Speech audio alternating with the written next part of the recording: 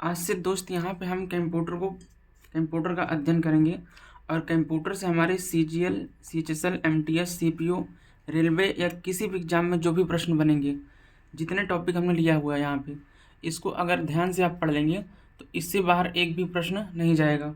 जिससे मेरा आज का यहाँ पे पहला टॉपिक रहेगा कंप्यूटर का बेसिक इंट्रोडक्शन। उसके बाद हम फिर पढ़ेंगे, ये चैप्टर वाइज सब पढ़ेंगे। दूसरा चैप्टर में रहेगा कंप्यूटर का विकास, तीसरा हार्डवेयर, उसके बाद हम पढ़ेंगे सॉफ्टवेयर, फिर मेमोरी, उसके बाद ईमेल क्या होता है, फिर internet, language, number system, MS word, MS Excel. और उसके बाद ये सब जब हम पढ़ लेंगे तो इन सब के टॉप जितने भी क्वेश्चन बनते हैं उनके हम 200 क्वेश्चन को यहाँ पे डिस्कस करेंगे।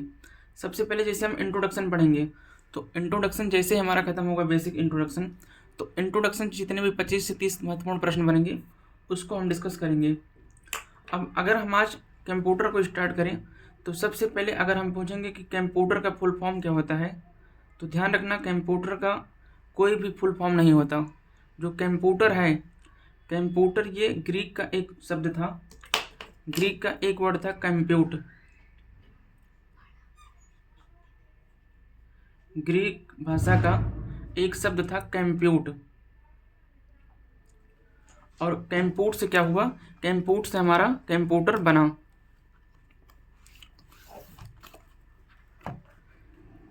कंप्यूट से हमारा कंप्यूटर शब्द बना। अब आप पूछेंगे कि भैया इस कंप्यूट का मतलब क्या होता है, तो आप लोग याद रखना ये जो कंप्यूट है ये एक ग्रीक का शब्द है। इस कंप्यूट का अर्थ होता है, इसका अर्थ होता है संगणक या फिर गणना करना। क्या? गणना करना। तो हमने बोला कि कंप्यूटर का कोई भी फुल फॉर्म नहीं होता। कंप्यूटर जो है एक ग्रीक का वर्ड है कंप्यूट, यहाँ से कंप्यूट से ही बना है कंप्यूटर। इस कंप्यूट का वर्ड का अर्थ होता है गणना करना, इसलिए हम, इसका मतलब क्या हुआ, गणना करना। इसलिए हम कंप्यूटर को क्या बोलते हैं, कंप्यूटर को, इसलिए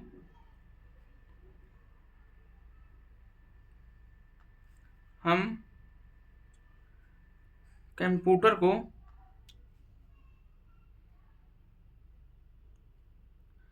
संगणक भी बोलते हैं। क्या? संगणक भी कहते हैं। तो हमने बताया कि जो ग्रीक का वर्ड था कंप्यूट, इसका मतलब होता है गणना करना, इसलिए हम कंप्यूटर को संगणक भी कहते हैं। तो आपसे पूछे कि संगणक कहाँ से आया, तो आप बोलेंगे भैया कंप्यूट शब्द है एक ग्रीक का, इसका मतलब होता है गणना करना, और इस गणना करना से हम संगणक को पाए हैं। आगे देखना, अगर आपसे ये पूछे कि कंप्यूटर का जनक कौन है, कंप्यूटर का जनक कौन था, who was the father of computer, तो इसके जो जनक थे, जनक आप सब जानते हैं कि कंप्यूटर के जनक हैं चार्ल्स बेबेज। चार्ल्स बेबेज जो हैं ये कंप्यूटर के क्या हैं, जनक हैं। एक बार CGL के एग्जाम में ये पूछा कि चार्ल्स बेबेज का संबंध किस देश से है, तो आप लोग याद रखना ये जो चार्ल्स बेबेज हैं ये कहाँ के निवासी थे, इंग्लैंड के। कहाँ के? तो ये इंग्लैंड के निवासी थे। अब देखना, आपसे ये पूछ सकता है कि चार्ल्स बेबेज का जन्म कब हुआ था, तो इनका जो जन्म था, चार्ल्स बेबेज का जन्म वो हुआ था 1791 को, 1791 में इनका जन्म हुआ, और 1871 में इनकी क्या हुई, डेथ हुई। तो इनसे क्या क्या प्रश्न पूछ सकता है, चार्ल्स बेबेज कहाँ के निवासी थे, इंग्लैंड के, इनका जन्म कब हुआ, तो 1791 में, इनकी डेथ, तो 1871 में इनकी डेथ हुई। चार्ल्स बेबेज ने सबसे पहले 1822 में इन्होंने क्या किया था, 1822 में इन्होंने डिफरेंस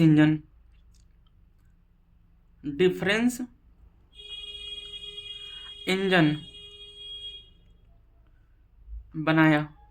क्या बनाया, तो 1822 में डिफरेंस इंजन बनाया या डिफरेंस इंजन की आविष्कार किया। अब आप बोलेंगे कि ये भैया डिफरेंस इंजन क्या होता है। ये जो डिफरेंस इंजन है ये दशमलव के बाद 22 अंकों का कैलकुलेशन करता था। क्या करता था?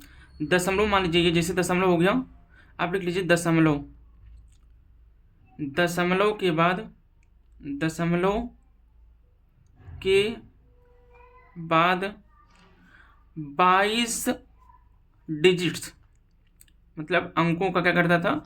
कैलकुलेशन करता था। तो आपसे प्रश्न पूछेगा कि डिफरेंस इंजन का आविष्कार किसने किया? तो चार्ल्स बेबेज ने डिफरेंस इंजन की खोज की। कब किया? तो 1822 में। तीसरा प्रश्न बनाएगा, डिफरेंस इंजन का कार्य क्या था? तो ये दशमलव के बाद 22 अंकों का क्या करता था? गणना करता था, कैलकुलेशन करता था। उसके बाद 1833 में, इसके 11 साल बाद 1833 में चार्ल्स बेबेज ने एनालिटिकल इंजन बनाया। क्या बनाया? एनालिटिकल एनालिटिकल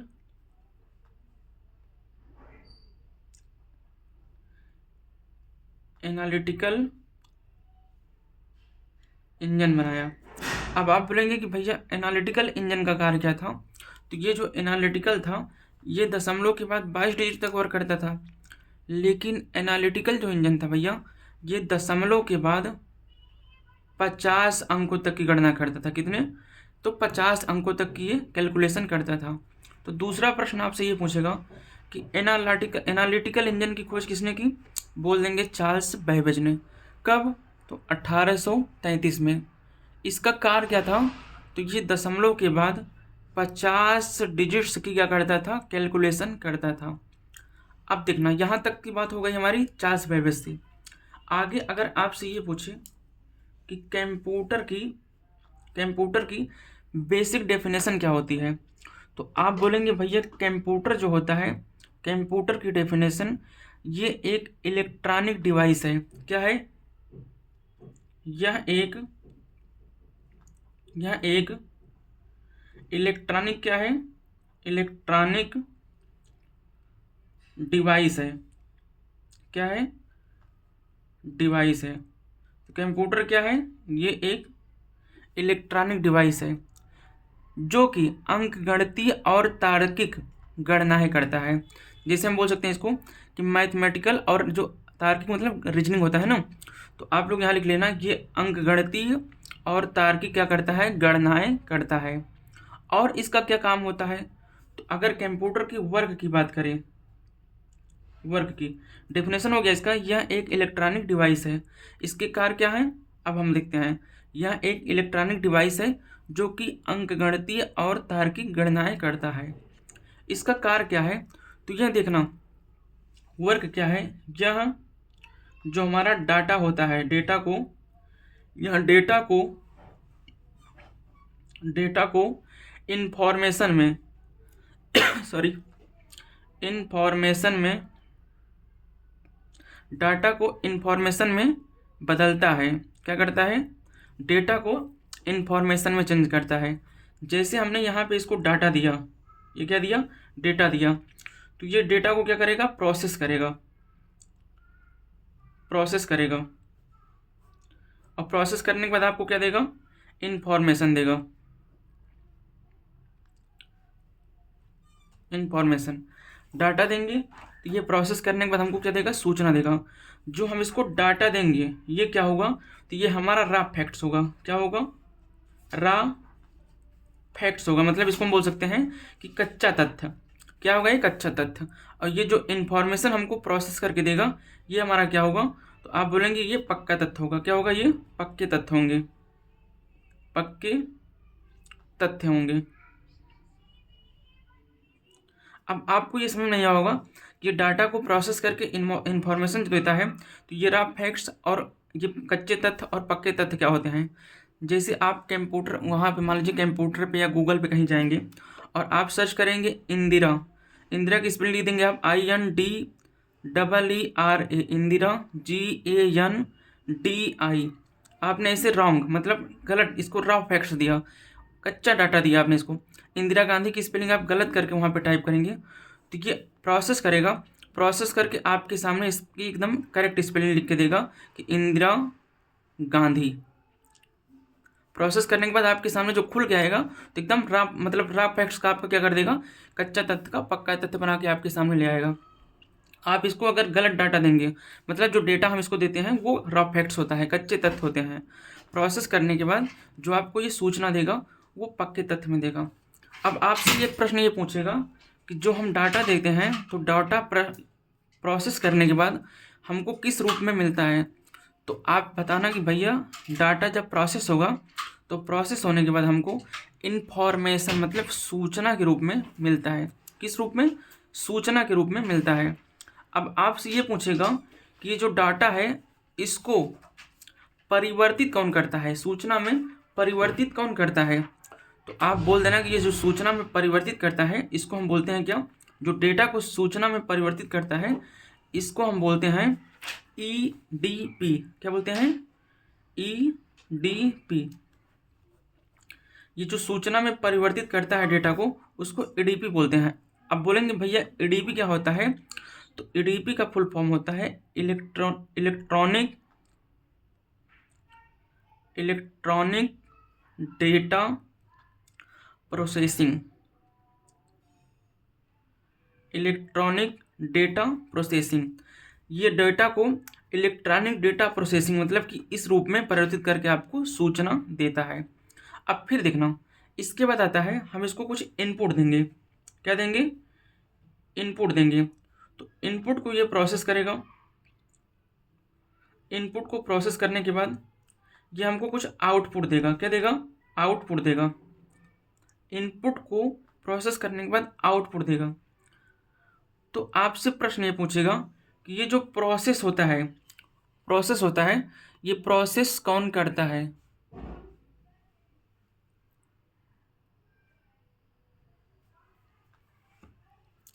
ठीक है, तो आपसे ये पूछेगा कि जो इनपुट है, इनपुट प्रोसेस होने के बाद हमको क्या मिलता है? आउटपुट मिलता है। तो ये प्रोसेस कौन करता है, तो आप लोग ध्यान देना, ये सीपीयू के द्वारा प्रोसेस होता है। क्या होता है? प्रोसेस होता है। डाटा किसके द्वारा प्रोसेस होता है? ईडीपी के द्वारा। ईडीपी क्या होता है? तो इलेक्ट्रॉनिक डेटा प्रोसेसिंग होता है।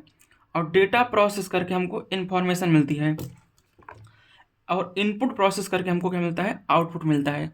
तो आपसे ये प्रश्न पूछेगा कि जब हम इनपुट को प्रोसेस करेंगे तो हमको क्या मिलेगा? आउटपुट मिलेगा या इनपुट भी मिलेगा या सूचना मिलेगी या डेटा मिलेगा।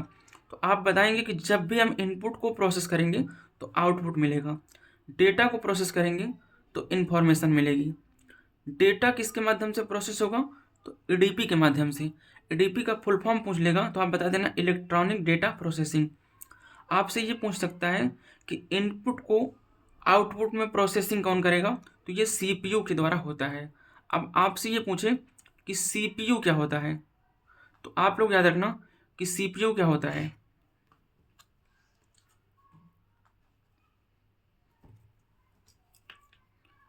सीपीयू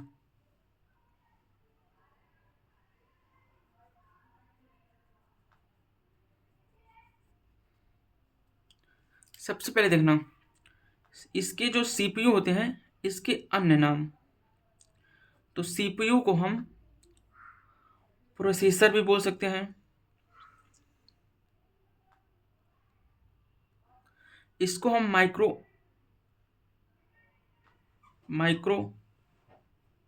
प्रोसेसर भी बोल सकते हैं और इसको हम माइक्रो चिप भी बोल सकते हैं। माइक्रो चिप भी कह सकते हैं। तो सीपीयू के अन्य नाम होते हैं प्रोसेसर, माइक्रो प्रोसेसर और यहाँ पे माइक्रो चिप, CRO है यहाँ पे माइक्रो चिप, ये इसके अन्य नाम है। जो सीपीयू होती है हमारी, सीपीयू क्लियर दिख तो रहा है ना, आगे पढ़ लेते हैं हम।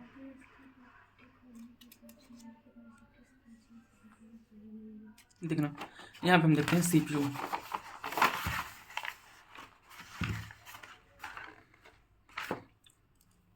सीपीयू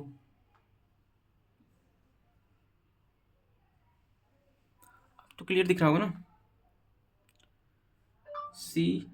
CPU हमने बताया इसको क्या क्या बोलते हैं, पीछे बताया कि इसको प्रोसेसर बोलते हैं, माइक्रो प्रोसेसर बोलते हैं और माइक्रो चिप भी कहा जाता है। ये जो CPU होती है इसके 3 पार्ट होते हैं। कितने? 3 पार्ट। एक होता है ALU, दूसरा होता है CU और इसका जो तीसरा भाग होता है उसको बोलते हैं मेमोरी यूनिट्स, मेमोरी यूनिट। इसी को स्टोरेज भी बोलते हैं, स्टोरेज भी कहा जाता है। अब देखना, सबसे पहले आप ये सोच रहे होंगे कि CPU का फुल फॉर्म बताइए। तो CPU का जो फुल फॉर्म होता है इसको बोलते हैं सेंट्रल प्रोसेसिंग यूनिट। CPU का होता है तो ये सेंट्रल प्रोसेसिंग यूनिट होता है। इसके 3 भाग होते हैं, एक होता है ALU, दूसरा होता है CU और तीसरा होता है मेमोरी। तो अब देखना, जैसे मान लो ये हमारा पूरा,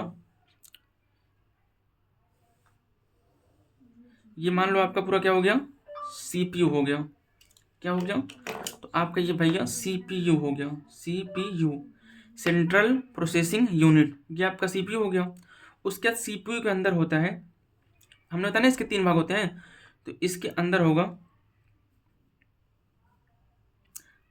एक आपका हो जाएगा ALU, दूसरा हो जाएगा CU और तीसरा हो जाएगा मेमोरी यूनिट। आपका ये पूरा हो गया CPU के 3 भाग होते हैं, ALU, CU, memory unit. CPU को मैंने बताया इसका फुल फॉर्म क्या होता है, सेंट्रल प्रोसेसिंग यूनिट। ये जो ALU होता है इसका फुल फॉर्म होता है अर्थमेटिक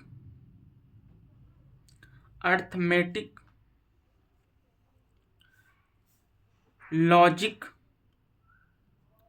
और यू से यूनिट ही रहेगा, यूनिट। जो CU होता है, CU का मतलब होता है कंट्रोल यूनिट। अब जो मेमोरी होती है, मेमोरी यूनिट, तो इसको ध्यान रखना, ये जो मेमोरी यूनिट होती है यह क्या करती है, यह इनपुट से, मेमोरी जो होती है यह इनपुट से जब आउटपुट प्राप्त होता है तो उसका क्या करती है, भंडारण का काम करती है, स्टोरेज, उसको स्टोर करती है। तो वह इनपुट से प्राप्त आउटपुट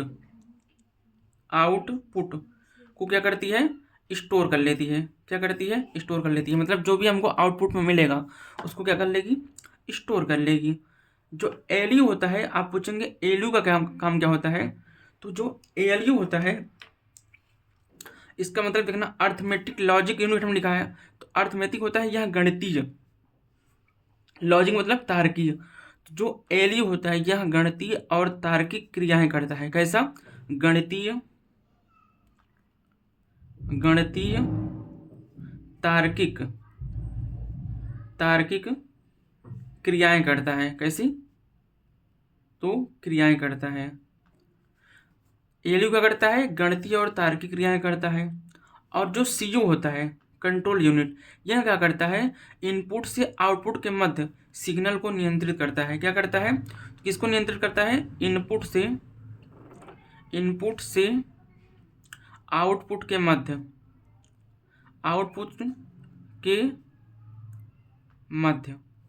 सिग्नल को नियंत्रित करता है। किसको? सिग्नल को नियंत्रित करता है। ये जो CPU होता है इसको देखना, CPU को आप सब जानते हैं कि हम CPU को कंप्यूटर का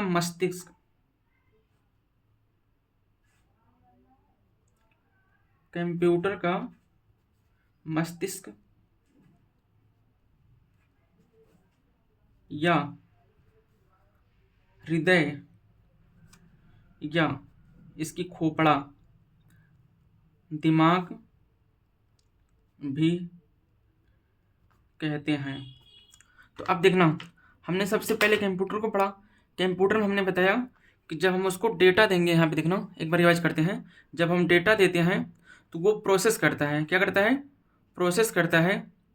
और हमको क्या देता है? सूचना देता है, इन्फॉर्मेशन देता है। प्रोसेस कौन करता है? तो ईडीपी करता है। उसके बाद फिर हमने बताया कि इनपुट देंगे तो आउटपुट देगा, इनपुट देंगे तो आउटपुट देगा। तो इनपुट देंगे तो वो हमको प्रोसेस करके आउटपुट देगा। इसका प्रोसेस कौन करता है इनपुट का? तो बोलेंगे भैया सीपीयू करता है। फिर हमने बताया सीपीयू क्या होता है? तो सीपीयू बोलते हैं सेंट्रल प्रोसेसिंग यूनिट। ये एक प्रोसेसर होता है। क्या होता है? प्रोसेसर। इसके 3 पार्ट होते हैं, एएलयू, सीयू, मेमोरी यूनिट। हमने बताया ये पूरा मान लो आपका सीपीयू है। सीपीयू के अंदर 3 भाग होते हैं, एएलयू, सीयू, मेमोरी यूनिट।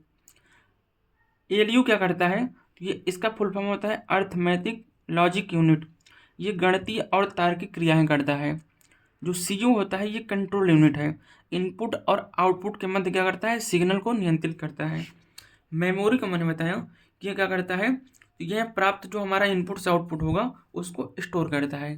फिर हमने बताया कि सीपीयू को मस्तिष्क का, बुद्धि इसको दिमाग, हृदय या फिर क्या कहते हैं, मस्तिष्क कहा जाता है। तो यहाँ तक आज हम पढ़ लिए दोस्त। आगे जो है हमारा कंप्यूटर का विकास या इससे और जो रिलेटेड है नेक्स्ट वीडियो में हम पढ़ेंगे। दोस्त अगर यहाँ तक समझ में आया है तो प्लीज़ वीडियो को लाइक करना, शेयर करना और चैनल को सब्सक्राइब करना। Thank you so much. Love you all. जय हिंद।